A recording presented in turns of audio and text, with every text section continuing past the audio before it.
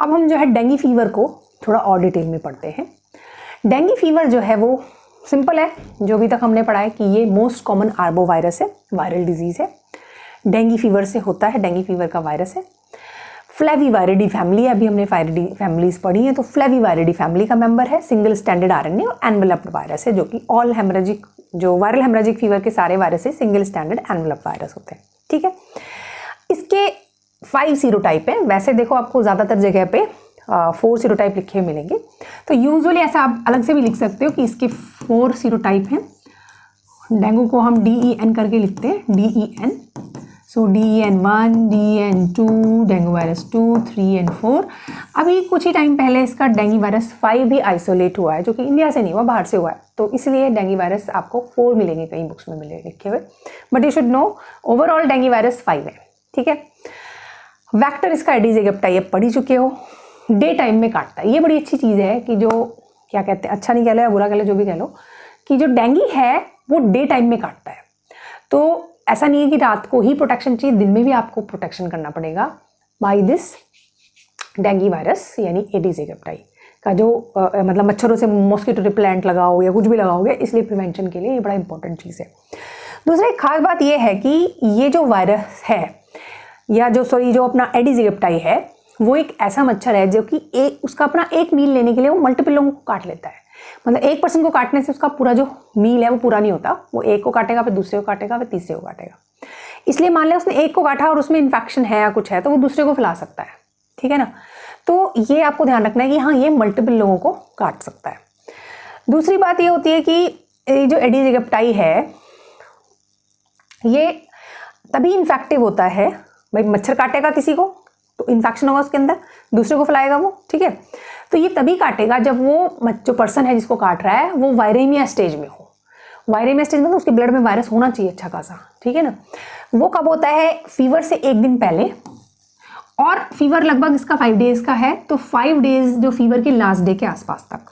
ठीक है ना, तो अप्रॉक्स 6 डेज के टाइम पर ही काटेगा, तभी इसको ये इन्फेक्टिव हो पाता है।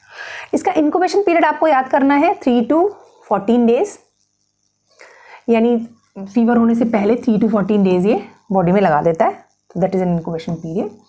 एक होता है एक्सटेंसिव इंक्यूबेशन पीरियड, ये 8 to 10 डेज का होता है। तो ये क्या चीज़ है? This is the time in विच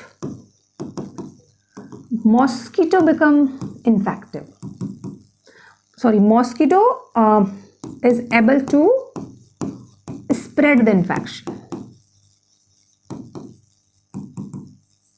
या कह सकते हो कि जितना टाइम में वो पर्सन जो मॉस्किटो है वो इन्फेक्टिव हो।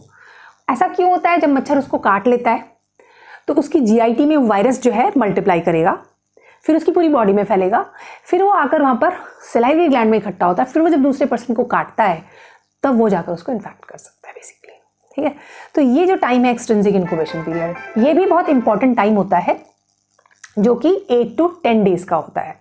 तो हमें ये ध्यान रखना चाहिए, और इस पर बड़ा इंपॉर्टेंट है, मतलब जो आपका इन्फेक्टिविटी है इस पर डिपेंड करती है। अब हम बात करते हैं, एक बार इन्फेक्टेड अगर कोई हो गया तो वो हमेशा के लिए इन्फेक्टेड रहेगा। Once the person is infected he remain infected. Sorry, अब हम बात कर रहे हैं इसकी, once a mosquito is infected he become remain infective in whole life cycle, यानी कि होल लाइफ साइकिल नहीं बोलो, होल लाइफ, मतलब पूरी लाइफ तक वो जो है इन्फेक्टेड रहेगा, जब तक वो मरता नहीं है। ठीक है ना, क्योंकि उसकी बॉडी में वो वायरस रहेगा। अब हम बात करते हैं कि ये ट्रांस ओवेरियल इन्फेक्शन का ट्रांसमिशन भी करता है, ट्रांस ओवेरियल ट्रांसमिशन भी करता है। ट्रांस ओवेरियल ट्रांसमिशन क्या होता है?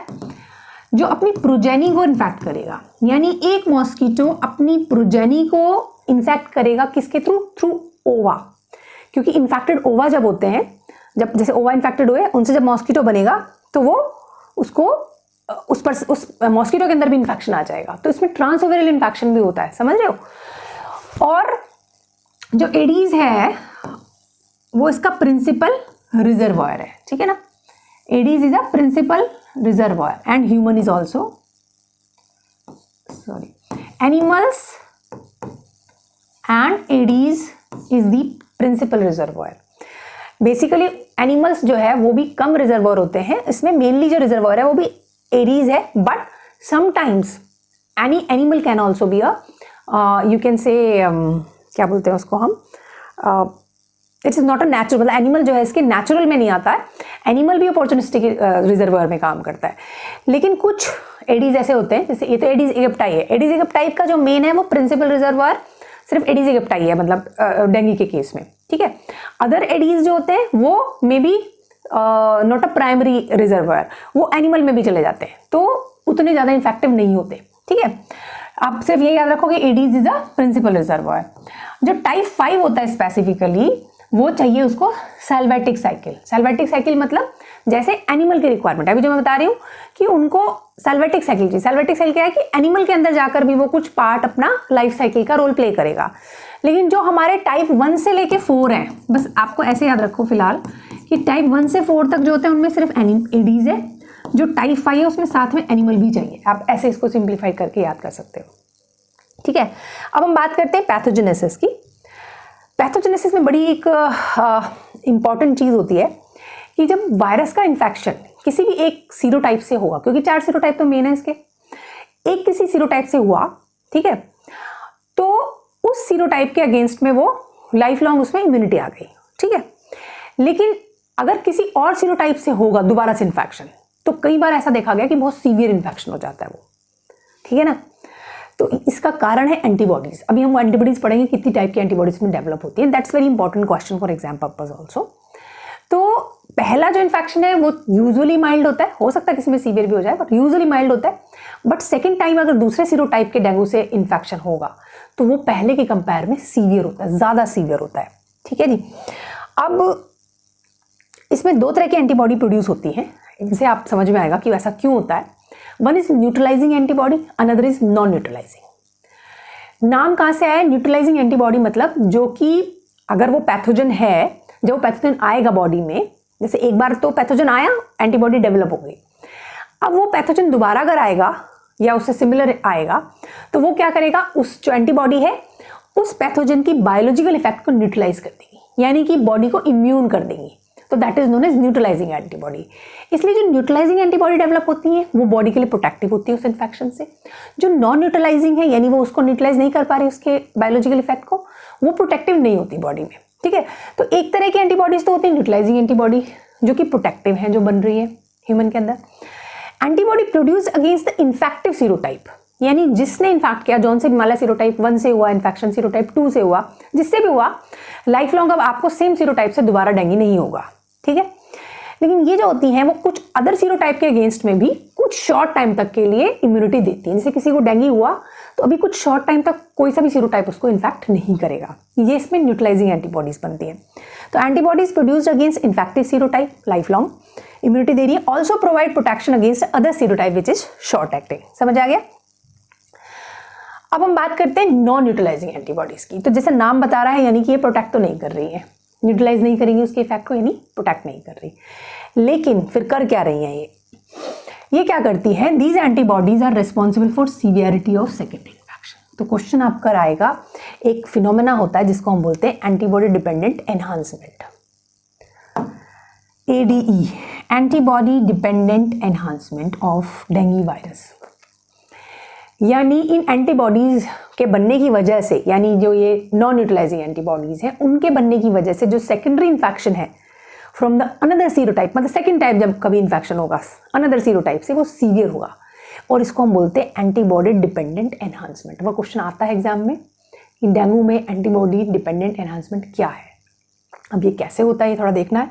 तो सबसे पहले तो जो एंटीबॉडीज बन रही हैं, these antibodies are produced against other serotype but not against the infective serotype, ठीक है ना। जो हमने न्यूट्रलाइजिंग में पढ़ा उसका उल्टा है, यानी इन्फेक्टिव जो सीरोटाइप है उसके अगेंस्ट एंटीबॉडीज नहीं बन रही, जो अदर सीरोटाइप्स हैं उनके अगेंस्ट एंटीबॉडी बन रही है, यानी प्रोटेक्शन तो नहीं दे रही, ठीक है।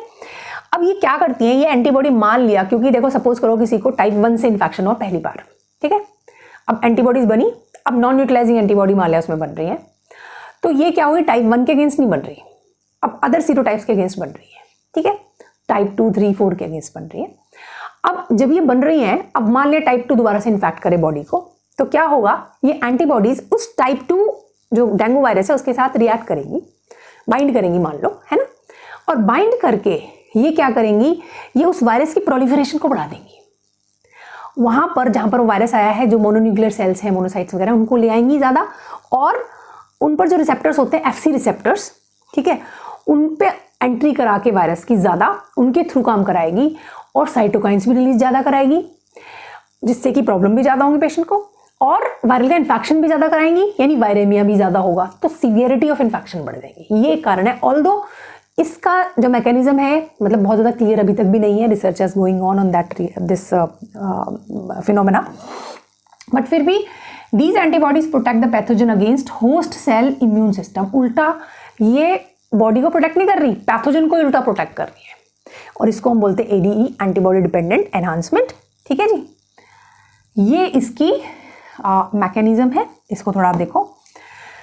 These antibodies when bind to subsequent infection enhance the viral entry into the immune cells via the FC receptors.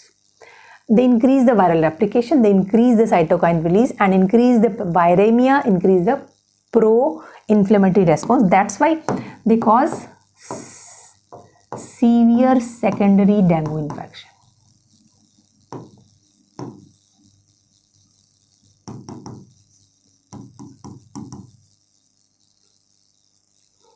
ठीक है, तो ये सीवियरिटी के लिए रेस्पॉन्सिबल होते हैं।